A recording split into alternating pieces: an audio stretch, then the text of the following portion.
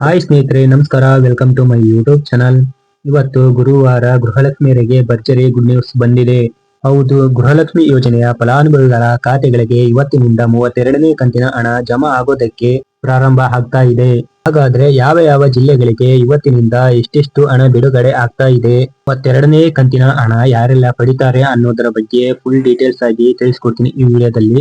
ಆದಷ್ಟು ವಿಡಿಯೋನ ಕೊನೆವರೆಗೂ ನೋಡಿ.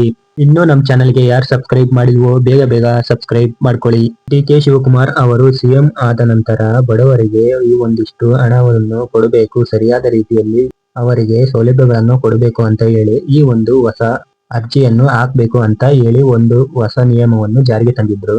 ಆದರೆ ಇದರ ಒಂದು ಪ್ರೊಸೆಸಿಂಗ್ ಲೇಟ್ ಆಗುತ್ತೆ ಅಂತ ಹೇಳಿ ಇವಾಗ ಇವತ್ತಿನಿಂದ 32ನೇ ಕಂತಿನ ಹಣವನ್ನು ಬಿಡುಗಡೆ ಮಾಡೋಕೆ ಪ್ರಾರಂಭ ಮಾಡ್ತಾ ಇದೆ ರಾಜ್ಯ ಸರ್ಕಾರ. ಇದರ ಜೊತೆಗೇನೆ ಪೆಂಡಿಂಗ್ ಹಣ ಕೂಡ ರಿಲೀಸ್ ಆಗ್ತಾ ಇದೆ. ಇದರಲ್ಲಿ ಪೆಂಡಿಂಗ್ ಹಣ ಒಂದು ಕಂತು ಮತ್ತೆ 32ನೇ ಕಂತಿನ ಹಣ ಕೂಡ ಟೋಟಲ್ ಆಗಿ 4,000 ರೂಪಾಯಿ ಗೃಹಲಕ್ಷ್ಮಿ ಯೋಜನೆಯ ಫಲಾನುಭವಿಗಳ ಖಾತೆಗಳಿಗೆ ಬಿಡುಗಡೆ ಮಾಡ್ತಾ ಇದ್ದಾರೆ.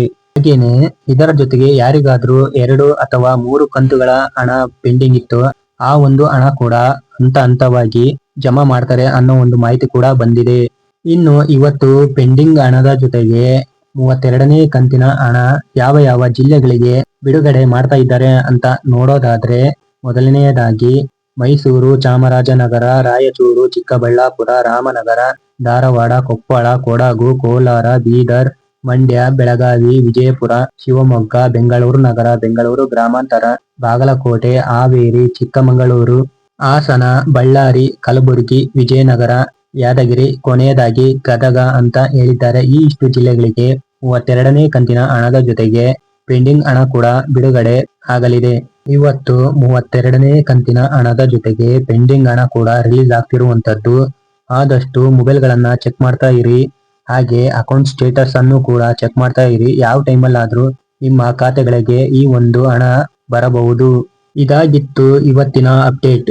ವಿಡಿಯೋ ಇಷ್ಟ ಆದ್ರೆ ಲೈಕ್ ಮಾಡಿ. ಇನ್ನೂ ನಮ್ಮ ಚಾನಲ್ಗೆ ಯಾರು ಸಬ್ಸ್ಕ್ರೈಬ್ ಮಾಡಿಲ್ವೋ ಬೇಗ ಬೇಗ ಸಬ್ಸ್ಕ್ರೈಬ್ ಮಾಡ್ಕೊಳ್ಳಿ. ಇದೇ ತರ ಸಪೋರ್ಟ್ ಮಾಡ್ತಾ ಇರಿ.